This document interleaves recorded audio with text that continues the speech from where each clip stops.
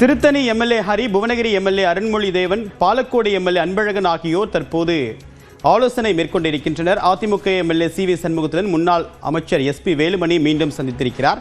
இன்று காலை இந்த சந்திப்பு நடைபெற்ற நிலையில் மீண்டும் ஒரு சந்திப்பு. விவரங்களுடன் நம்முடைய சிறப்பு செய்தியாளர் சுபாஷ், விவரம் என்ன? அதிமுக சட்டப்பேரவை தேர்தலில் மிகப்பெரிய ஒரு சரிவை சந்தித்திருக்கிறது. ஒன்று ஆளும் கட்சி, இல்லை என்றால் எதிர்கட்சி என்ற நிலையில் இருந்த அனைத்து இந்திய அண்ணா திராவிட முன்னேற்ற கழகம் இந்த தேர்தலில் 3ஆம் இடத்தை பிடித்திருக்கிறது.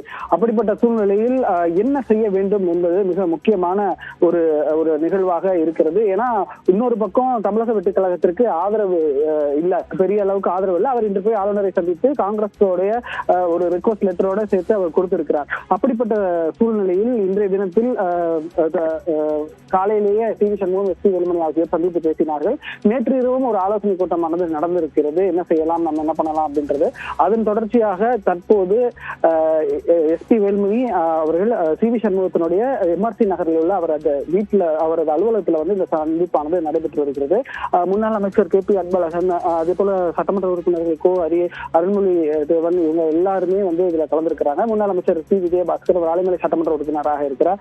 அவரும் இதில் கலந்து கொண்டிருக்கிறார். என்ன பேசுகிறார்கள், என்ன பேச போகிறார்கள் என்பதெல்லாம் நமக்கு இதுவரையும் வெளிப்படையாக தெரியவில்லை. ஒருவேளை விஜய் நிலைப்பாட்டை எடுக்கலாமா என்ற ஒரு எண்ணம் அவர்களுக்குள் இருப்பதற்கான வாய்ப்புகள் இருக்கிறது. ஏதேனும் ஒரு வகையில், ஏன்னா தேர்தலுக்கு முன்பாகவே இவர்கள் இருவரும், அதாவது தமிழக வெற்றிக் கழகமும் அதிமுகவும் கூட்டணி வைத்து விடும் என்று எதிர்பார்த்தோம். ஆனால் அது எதுவுமே நடக்காமல் சென்று விட்டது. இப்போது இருக்க சூழ்நிலையில் அவங்க தமிழக வெற்றிக் கழகத்திற்கு ஆதரவு கொடுப்பதற்கான வாய்ப்புகள், சூழல்கள் இருக்கிறது. அந்த முடிவு கட்சியின் பொதுச் செயலாளர் எப்படி பார்க்க போகிறார் என்பதும் தெரியவில்லை. நேற்று மாலை இவர்கள், அதாவது வெற்றி பெற்ற சட்டமன்ற உறுப்பினர்கள் எல்லாம் அவரை பார்த்து வாழ்த்து தெரிவித்து விட்டு அவரிடம் வாழ்த்தும் பெற்றிருக்கிறார்கள், வெற்றி பெற்ற சட்டமன்ற உறுப்பினர்கள். அதை தவிர இன்றைய தினத்தில் ஒரு சிலர் மட்டுமே வந்து எடப்பாடி பழனிசாமியை சந்தித்த சூழ்நிலையில் இவர்கள் எல்லாம் அவர்களுக்குள் ஆலோசனையை தற்போது மேற்கொண்டு வருகிறார்கள். சுபாஷ், கடந்த காலங்களில் எடப்பாடி பழனிசாமி ஒப்புதல் இல்லாமல் பகிரங்கமா இந்த மாதிரி மூத்த நிர்வாகிகள் ஆலோசனை என்பது மேற்கொண்டதில்லை. ஏற்கனவே செங்கோட்டையன் சேர்ந்து 6 முன்னாள் அமைச்சர்கள் கட்சிக்குள்ள சில ஆலோசனைகளை சொன்னதாக பேசப்பட்ட விவகாரம் அப்படின்றத அது அதிகாரப்பூர்வமாகவே தெரியல. ஆனால் இப்போ இவங்க இந்த சந்திப்பு நடக்கிறது எடப்பாடி பழனிசாமியுடைய ஒப்புதலோடையா இல்லை இல்லாமலையா? இல்ல, ஒரு சட்டமன்ற தேர்தலில் ஒரு பின்னடைவை சந்தித்திருக்கும் பொழுது அதுவும் அந்த பின்னடைவு மிக மோசமான ஒரு பின்னடைவாக அவர்கள் கருதுகிறார்கள். அதே போல தொடர்ந்து 5 ஆண்டுகள் ஆட்சியில் இல்லை, ஆட்சியில் பங்கும் இல்லை என்ற ஒரு சூழ்நிலை இருக்கும் பொழுது இப்படிப்பட்ட ஒரு சூழ்நிலையில அவர்களாக கூடி பேசுகிறார்கள்.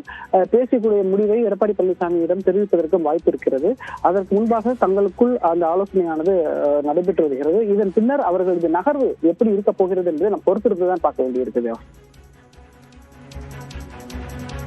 இப்ப சி.வி. சண்முகம் இந்த விவகாரத்தை முன்னெடுப்பதற்கு முக்கியமான காரணம் ஏதாவது இருக்கா? அவர் எம்பியாவும் இருக்காரு, எம்எல்ஏவாவும் வெற்றி பெற்றிருக்காரு.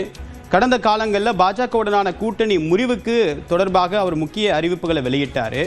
இந்த நிலையில் அவருடைய இந்த முன்னிலை அப்படின்றது எந்த செய்தியை உணர்த்துது?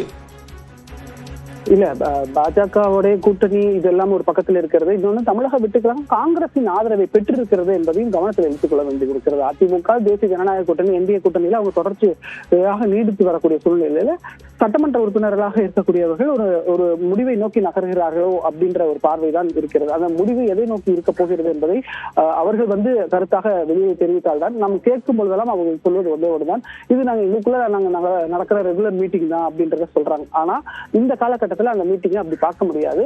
ஆகவே இந்த மீட்டிங்கோடைய சாராம்சம் என்ன என்பதை அவங்க வந்து சொன்ன பிறகுதான் நமக்கு தெரியும். நீங்க கேட்டது போல இந்த கால சூழலுக்கு அவர்களுடைய இந்த சந்திப்பு அவங்க பொதுச் செயலாளருக்கு தெரியுமா? நிச்சயமாக தெரியும். ஊடகங்கள் வாயிலாக இப்பொழுது இவர்கள் எல்லாம் ஒன்று கூடியிருக்கிறார்கள், அவர்கள் பேசுகிறார்கள், ஒருத்தருக்கு ஒருத்தர் கருத்து பரிமாற்றம் இருக்கிறது என்றது நிச்சயம் அவருக்கும் தெரிந்திருக்கும்.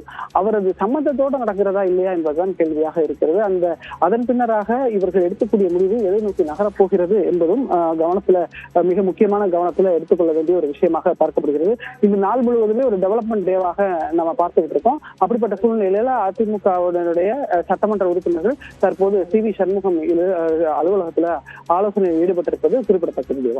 இதுல கவனிக்க வேண்டிய அம்சம் அப்படின்னு பார்த்தா விஜயபாஸ்கர், எஸ்.பி. வேலுமணி போன்றவர்கள் மேல எல்லாமே வழக்கு இருக்கிறது அப்படின்னு நம்ம கவனிக்க வேண்டிய அம்சமா இருக்கும். உங்களுடைய விரிவான தகவலுக்கு நன்றி சுபாஷ்.